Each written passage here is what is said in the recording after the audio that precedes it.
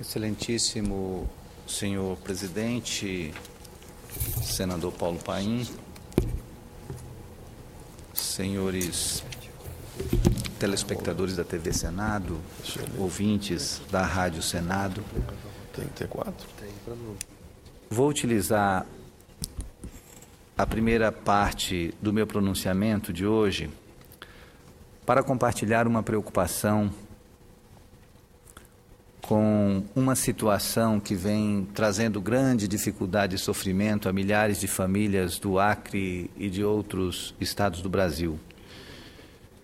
Estou me referindo ao bloqueio realizado pela Justiça acreana às atividades da empresa conhecida como Telex Free. Em decisão proferida em 18 de junho de 2013 pela juíza da 2ª Vara Cível da comarca de Rio Branco, a empresa teve suas atividades suspensas e todas as suas contas correntes bloqueadas. Com o bloqueio dessas contas, ficaram retidos os recursos de milhares de divulgadores num valor aproximado de 600 milhões de reais. Ocorre, senhor presidente Paulo Paim, que a decisão pegou de surpresa milhares de pais de famílias. Algo em torno de 70 a 100 mil pessoas, conforme dados apresentados pelos próprios divulgadores, foram atingidas por essa decisão. São pessoas simples, pessoas que tentavam de boa fé participar de um tipo de investimento que poderia se converter numa possibilidade real de aumento de renda. Como vinha acontecendo com muitas outras pessoas que haviam aderido ao sistema há mais tempo. Essas pessoas alimentavam o sonho de uma renda maior e de uma vida melhor. Muitas dessas pessoas se desfizeram de bens particulares e de suas minguadas economias para fazerem parte do empreendimento. Alguns chegaram a contrair empréstimos com a esperança de saldá-los com os ganhos que viriam mensalmente da aplicação. A situação, não tenho dúvida, requer do Ministério Público e do Poder Judiciário do Acre uma atenção urgente e especial. É preciso criar todas as condições possíveis para que a magistrada encarregada do caso possa dedicar-se exclusivamente a ele, considerando o grande volume de processos que fica a cargo de cada juiz, no Acre ou em qualquer outro lugar do Brasil. É importante destacar que, de acordo com a própria juíza encarregada pelo caso, durante entrevista dada a um telejornal local, esse é o maior processo da carreira dela. Ela está trabalhando com o processo de maior importância na sua vida por se tratar de algo que envolve milhares de pessoas. Assim, senhor presidente, resta-nos apelar ao Judiciário acreano para que este processo não entre nas estatísticas daqueles que se arrastam por anos e anos sem uma solução. Se isso vier a acontecer, certamente ocasionará prejuízos irreversíveis a milhares de pessoas. Exatamente por entender desta forma que o senador Jorge Viana chegou a se manifestar através do Facebook e foi noticiada com destaque a sua posição, tanto no site AC 24 Horas do Acre, também nos jornais de circulação no estado do Acre, e hoje foi notícia também num site de grande repercussão nacional, porque o senador Jorge Viana também expressou a sua opinião de que os divulgadores, as pessoas que de boa fé fizeram um investimento, têm direito a terem ressarcido o seu investimento, o seu dinheiro. Na próxima segunda-feira, O senador Jorge Viana estará em Rio Branco e fará uma reunião com o deputado Moisés Diniz e alguns dos divulgadores da Telex Free, na busca de um caminho que possa contribuir de alguma forma para encontrar uma solução. Uma proposta que surge do movimento e que nos parece razoável e que certamente traria algum alívio para os divulgadores, seria a proposta de que a juíza estudasse a possibilidade de liberar o dinheiro dos divulgadores que entraram nos últimos 3 meses antes da paralisação das atividades da empresa. Segundo o entendimento dessas pessoas que estão à frente do empreendimento, que contam com o apoio inclusive do deputado Moisés Diniz, se houve um jeito da juíza decidir pela liberação desses recursos, dessas pessoas, se houver um jeito da juíza decidir pela liberação do dinheiro das pessoas que compraram o produto nos últimos 3 meses antes da paralisação das atividades da Telex Free, próximo a 90% dos investidores serão beneficiados com isso. Nunca é demais lembrar a frase atribuída a um dos maiores juristas brasileiros, Rui Barbosa, que disse: a justiça atrasada não é justiça, senão injustiça qualificada e manifesta. Se o processo foi motivado com o intuito de defender os interesses dos divulgadores, das pessoas humildes que estavam fazendo os seus investimentos, é preciso reconhecer que essa demora está trazendo grandes prejuízos a essas mesmas pessoas.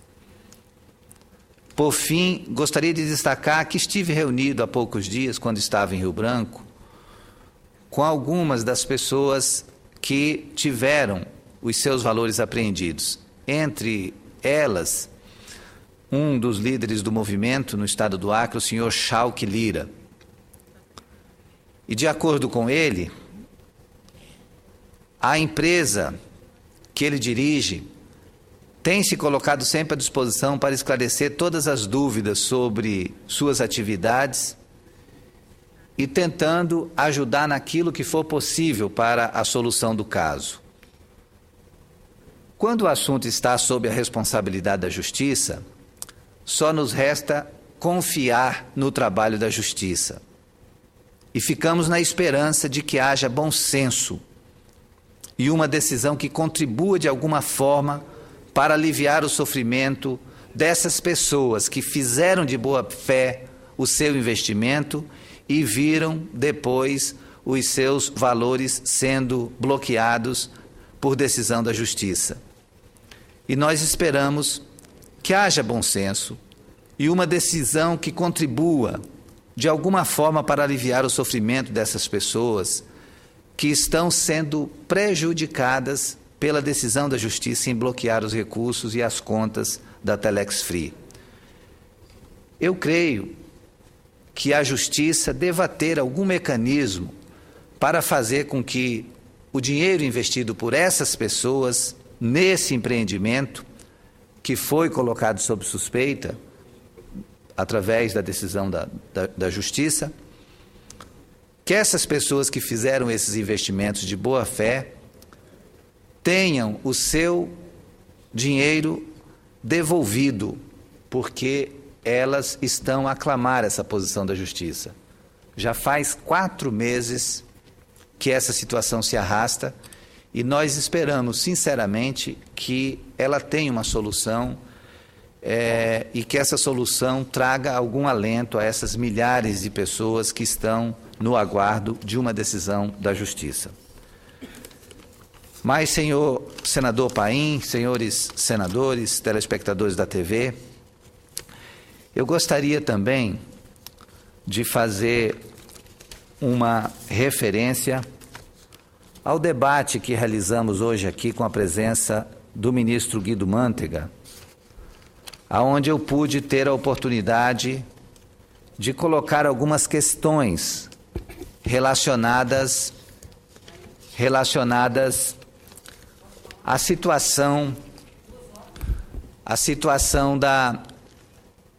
do Pacto Federativo no Brasil. Foi um debate de altíssimo nível que nós fizemos durante quase 4 horas aqui no plenário do Senado, com a presença do ministro Guido Mantega, com a presença de 2 governadores, o governador de Alagoas e o governador do Mato Grosso, e também tivemos a presença dos senadores proponentes, e muitos outros senadores tiveram a oportunidade de se pronunciar a respeito. E nesse momento foi possível a gente mostrar o quanto que os estados da federação estão necessitando de um tipo de atenção especial da União na busca de recursos para a sobrevivência, para o custeio mesmo. Eu pude conversar com o governador Tião Viana hoje e também tive a oportunidade de conversar com o secretário de Fazenda do Acre, e ele mostrou que ano a ano nós temos tido uma redução importante dos repasses de FPE. Aquilo que é programado no Orçamento Geral da União acaba não indo integralmente, e isso tem acontecido de 2009 para cá com total frequência. 2009 teve uma redução aproximada de 10%, 2010 teve uma redução semelhante, 2009 a redução foi de 15,5%, 2010 de 8,3%, 2011 de 4,86%, 2012 de 11,72% e 2013, que ainda não concluiu, mas o acumulado até o presente momento já chegou a 8,89%. Então, senador Paim, com esses números colocados, nós temos que tornar público, não tem jeito. Os estados sofrem muito com isso. Imagine só um estado pobre como o Acre, chegar ao final do ano e contabilizar um valor entre 9% e 12% a menos no seu FPE. Como é que o Estado vai fazer, qual o milagre que ele vai fazer para dar conta de todas as suas responsabilidades e garantir o pagamento em dia dos servidores, uma vez que a Lei de Responsabilidade Fiscal, inclusive, ela coloca ali qual é o limite do investimento com o pagamento dos servidores. Na medida em que se tem uma redução da receita corrente líquida, obviamente que o comprometimento fica maior. Quer dizer, a situação do Estado vai ficando ruim de todas as formas. E o outro aspecto também que foi levantado com veemência por vários senadores e também pelos governadores, diz respeito ao endividamento, comprometimento que os estados têm da sua receita líquida com o pagamento das dívidas. Mês a mês, os estados, ao receberem o seu fundo de participação, têm já reduzido, descontado, um percentual significativo que já fica automaticamente comprometido com o serviço da dívida. Então, é preciso encontrar um caminho para que esse comprometimento com a dívida seja menor, para que os estados tenham algum fôlego para realizarem investimentos. Realizando esses investimentos, naturalmente, eles vão ter, além da geração de empregos, além da arrecadação de impostos, também vão estar podendo executar um plano de desenvolvimento. O que hoje está seriamente comprometido por conta dessas dificuldades que os estados brasileiros e os municípios brasileiros estão enfrentando. E vale a pena ressaltar, senador Paim, que na exposição do ministro Guido Mantega, ele mostrou a saúde financeira, a saúde institucional do Brasil e mostrou, inclusive, que o Brasil está em posição de destaque no que diz respeito ao endividamento subnacional, muito melhor do que os principais países da Europa, o Japão, os Estados Unidos, a China. O Brasil está numa condição muito melhor. Aí eu fiz referência ao ministro Guido Mantega, a situação absolutamente confortável também que estamos no plano internacional, no que diz respeito ao nosso percentual de desemprego. Nossa taxa de desemprego atingiu a menor da história.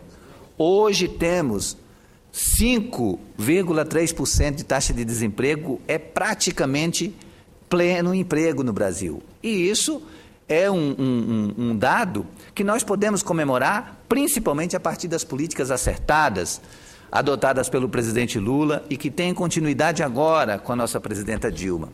Então, o Brasil está bem, apesar de todos os desafios que tem pela frente, apesar da crise terrível que vem enfrentando tanto a Europa quanto os Estados Unidos desde 2009, essa crise não passou, ela está presente, mas ainda assim o Brasil tem se saído muito bem. Agora, os estados estão sofrendo muito. Por quê? Porque a solução que o governo brasileiro encontra para fazer com que a crise não signifique desemprego em massa tem sido desonerações de alguns setores. Quando se reduz o imposto para o fabricante de automóveis, automaticamente reduz também o imposto arrecadado que vai ser dividido depois e vai chegar em forma de FPE para os estados e de FPM para os municípios. Dessa maneira, há uma solução importante para manter a empregabilidade da indústria nacional, mas, ao mesmo tempo, cria dificuldades para os estados e municípios. Então, nós precisamos encontrar uma forma de compensação. E, nesse sentido, a gente tem que apostar na equipe econômica do governo e na nossa capacidade, enquanto representantes das unidades da federação, de buscar saídas e de buscar a solução legislativa mais adequada para que a federação seja protegida e para que os estados, as unidades da federação, encontrem um caminho adequado de sobrevivência. Dessa forma, senador Paulo Paim, nós tivemos um debate de altíssimo nível hoje e isso vale a pena ser ressaltado, faz parte do esforço que está sendo construído para que o Senado dedique alguns momentos para debates temáticos em profundidade. E hoje nós tivemos esse debate em profundidade sobre o Pacto Federativo e certamente quem acompanhou essas discussões pôde ver de perto o quanto que os senadores estão envolvidos na busca de uma solução e que certamente a gente haverá de encontrar no sentido de fazer com que a participação dos estados seja um pouco mais cuidadosa e que nós também, parlamentares, tenhamos o cuidado de não criarmos leis que impliquem em maior oneração dos estados da federação. A gente tem que evitar o máximo possível de aprovar leis que vão implicar em maiores custos para os estados e municípios, porque eles já estão passando por extremas dificuldades e precisam de uma atenção especial do governo federal e também dos seus representantes aqui no Senado Federal. E para concluir esse meu pronunciamento, senador Paim, eu gostaria de falar que estive na última segunda-feira em Rio Branco com o prefeito Marcos Alexandre, participando do início de um curso que o SEBRAE está oferecendo para todos os comerciantes que vão ter um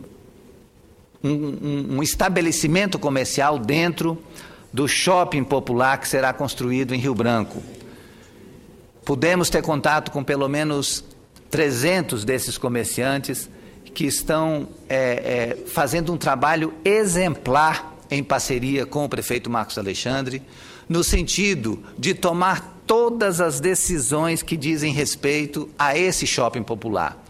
Esse shopping popular é fruto de um esforço do senador Jorge Viana, junto comigo aqui em Brasília, e o prefeito Marcos Alexandre, rodamos pelo Ministério, conseguimos junto ao Ministério do Turismo esses recursos que estão sendo já licitados para a construção do Shopping Popular em Rio Branco.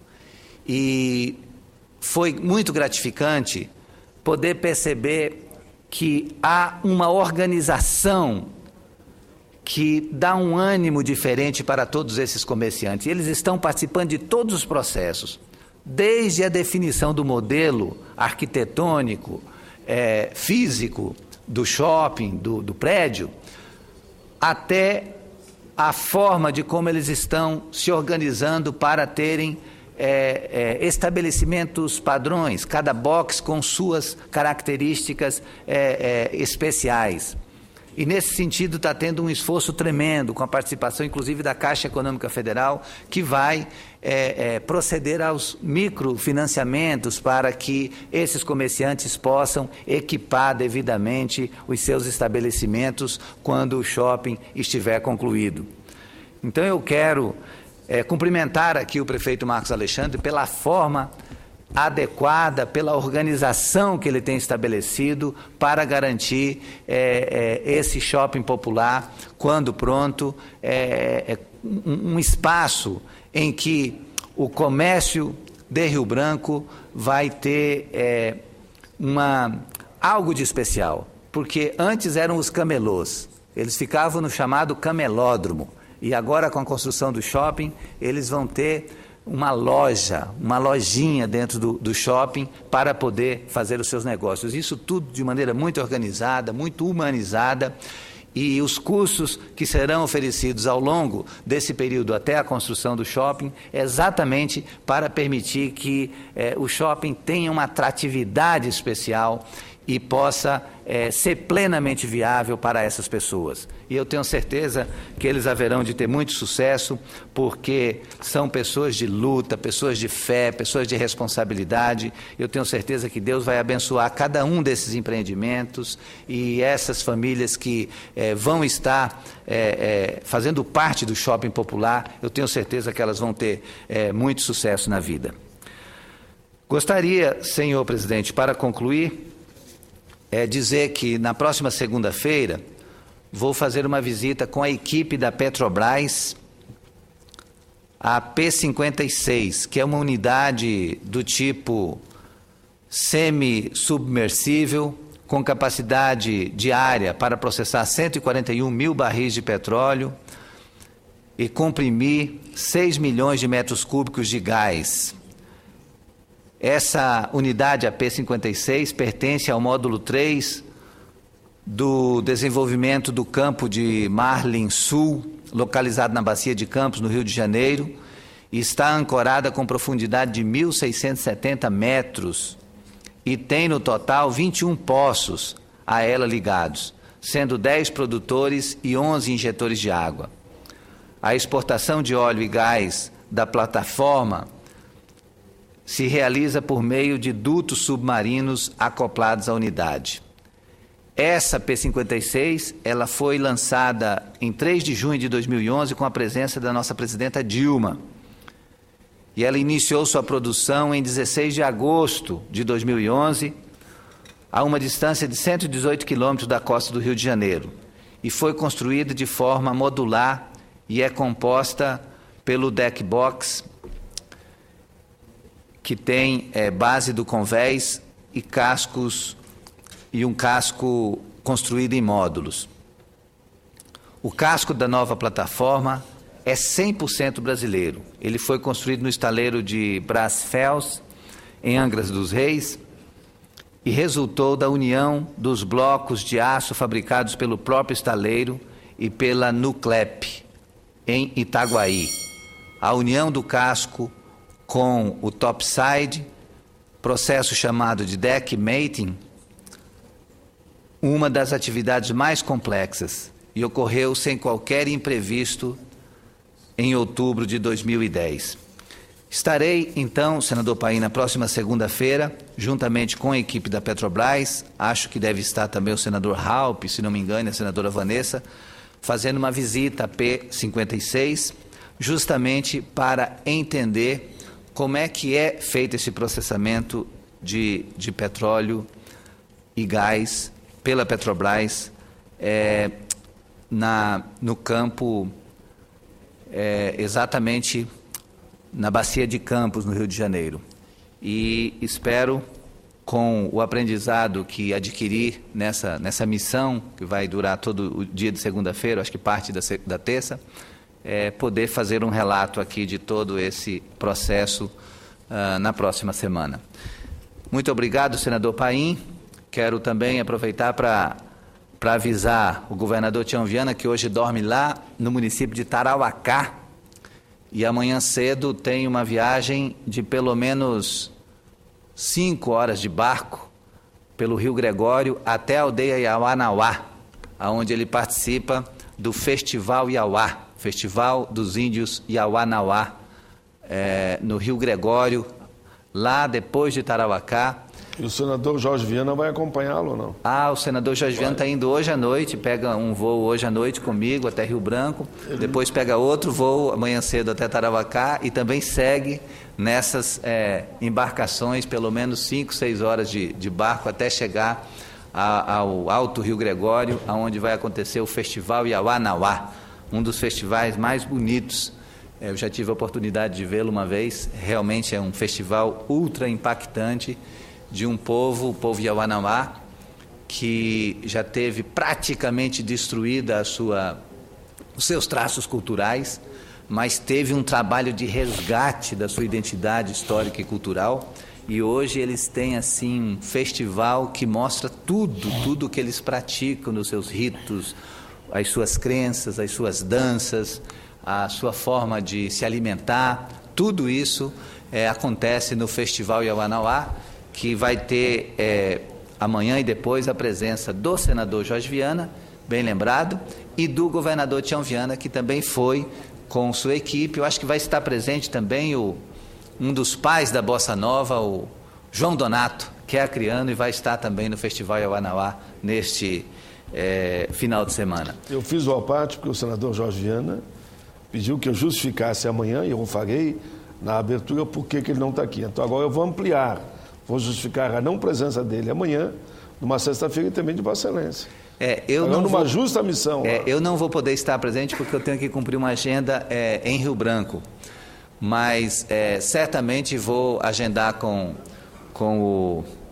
o cacique Bira uma outra oportunidade para estar lá entre os índios Iauanauá do Rio Gregório, e certamente serão muito bem acolhidos, porque é um povo que tem um carinho todo especial, e é o povo da Queixada que vai receber muito bem os nossos visitantes que vão participar do Festival Iauanauá, o Festival Iauá, do povo Iauanauá, lá no Rio Gregório. Era isso, senhor presidente, muito obrigado, e nos veremos na terça-feira. Vossa Excelência está viajando.